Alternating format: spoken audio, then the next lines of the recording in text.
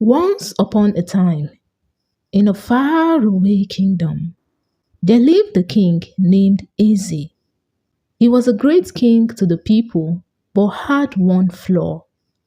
He always supported his son, Prince Dike, no matter how badly he behaved. Prince Dike was charming, but had a serious problem.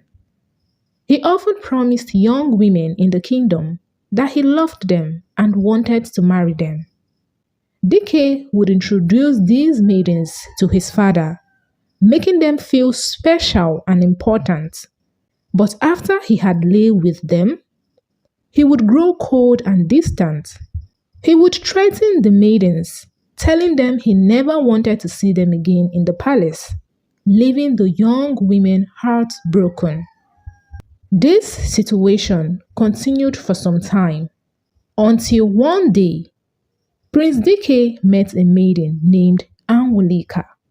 She was different from the other young women he had encountered. While most maidens would eagerly rush to greet him, filled with excitement and admiration, Anwulika remained calm and composed. She did not seem overwhelmed by his presence. Instead, she simply greeted him politely and continued on her way. This unexpected reaction puzzled Dike. He was used to the adoring looks and flattery of the maidens, and Anwulika's indifference was a strange experience for him. A frown appeared on his face as he watched her walk past without a second glance. Dike felt a mix of irritation and curiosity. He called out to Anwulika, asking her to stop. He asked her for her name. After she told him, he then instructed her to come to the palace that evening. That evening, Dike waited for Anwulika, but she didn't come. He got really angry that a common maiden disobeyed his order and stood him up throughout the evening. He vowed to teach her a lesson, and to do that, he decided that he would tell his father that he was ready to get married, and then tell his father that the maiden who found favor in his eyes was Anwulika. His plan was to marry her and maltreat her for the rest of her life. The following day, Prince Dike got to know Anwulika's father's heart. With the help of his bodyguard and a few villagers, he also found out who her father was.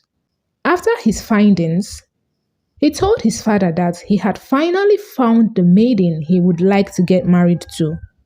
The king was very happy that finally his son would settle down and become a true man. The king asked him who the girl was, and Dike told him the information he had gathered about Anwulika as if he had met her severally.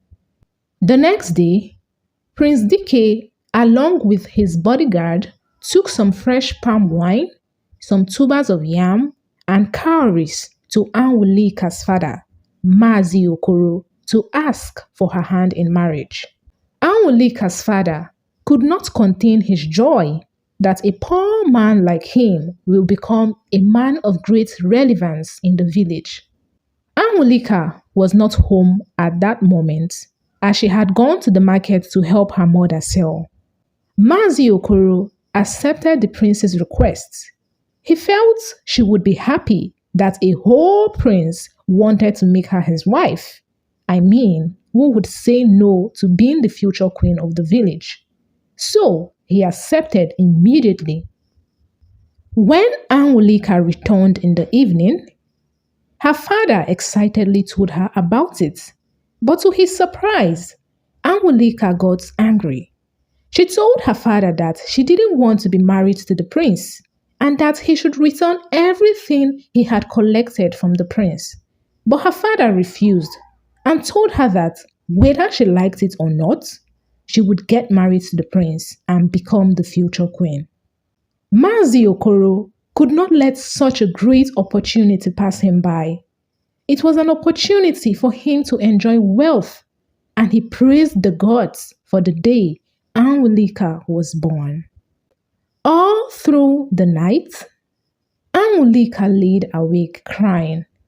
She was in love with a young man named Nonso, and Nonso loved her too. Even if she was not in love with anyone, she would never say yes to Prince Dike. Not only has she heard of how he promised young maidens marriage and dumped them after laying with them, she had also seen few of the maidens who were victims of his empty promises looking sad after losing their virginity to him, which was the only thing that gave them pride as women. To Angulika, Prince Dike was a very wicked person and she would never say yes to such a man. With pain in her heart, she told Nonso that her father wanted her to get married to the prince, and Nonso felt helpless and heartbroken, for he was only a poor farmer. Angulika pleaded with him to come see her father and ask for her hand in marriage. To be very honest, Nonso really wanted to get married to Angulika, but he was scared of being rejected by her parents because he was poor. Their relationship had been a secret because Angulika always told him of how her parents were overprotective and how she was scared of her parents seeing her with a man.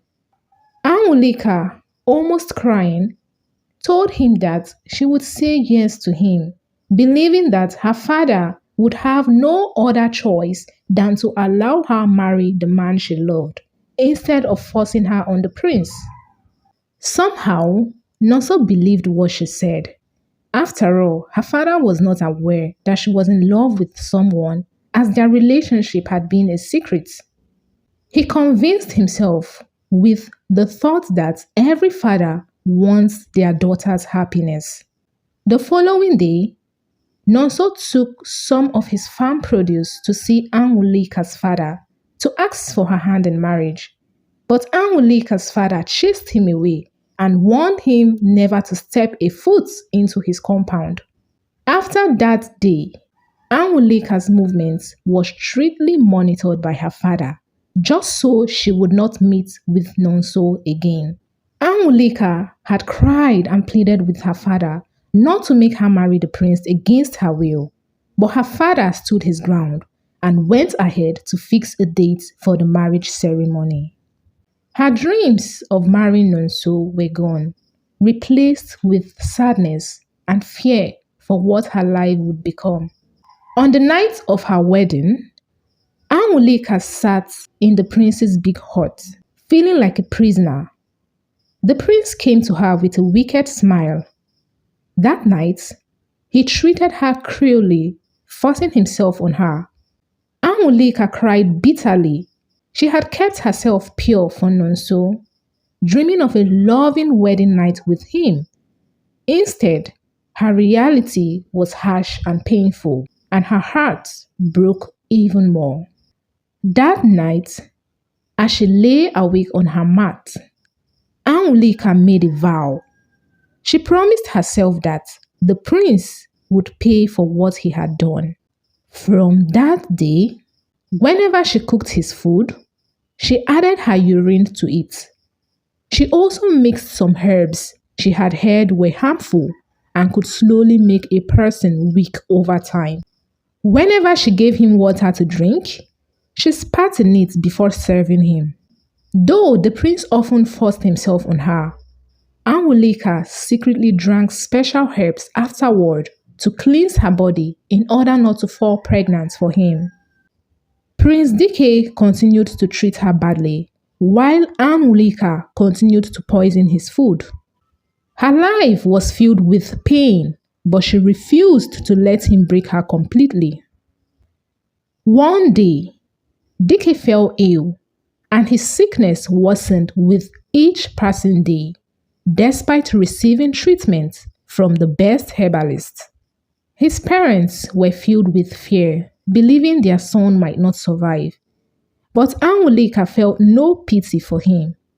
His illness brought her peace, and she secretly wished it would take his life. Each time she saw him lying weak and helpless, her heart remained cold, for the pain he had caused her ran too deep.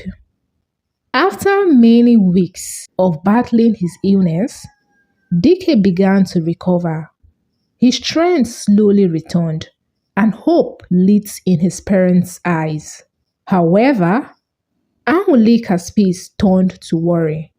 She feared that with his recovery, DK would resume his maltreatment. Determined not to live under his cruelty again, she sought help from a powerful priestess. The priestess gave Angulika a small bottle of oil, instructing her to rub it on her skin before DK touched her. She explained that if he made love to her after the oil was applied, his soul would become tied to hers and his happiness would depend on hers. Whenever he caused her pain, misfortune and suffering would come to him. But if he treated her kindly and made her happy, he would also experience peace and joy. 2 weeks after DK regained his strength, Angulika noticed a change in his behavior. He no longer yelled or insulted her. His voice, once harsh and cruel, was now calm when he spoke to her. One morning, he surprised her by praising her beauty and telling her he wanted to spend the night in her hut. That was something he had never done before. Angulika was cautious, unsure if his illness had truly changed him or if he was simply pretending. That night, after having a bath, Angulika carefully applied the oil as the priestess had instructed. When DK came to her, he held her gently, something she had never experienced with him. He made love to her and fell asleep in her arms like a child. From that night onward, whenever DK caused Angulika pain or made her cry, he would experience sorrow himself. Misfortunes would follow his actions, and he would shed tears just as she did. But when he treated her with kindness, he would experience peace and good things would happen to him. Angulika felt a quiet power within her, knowing that her happiness now determined DK's fate.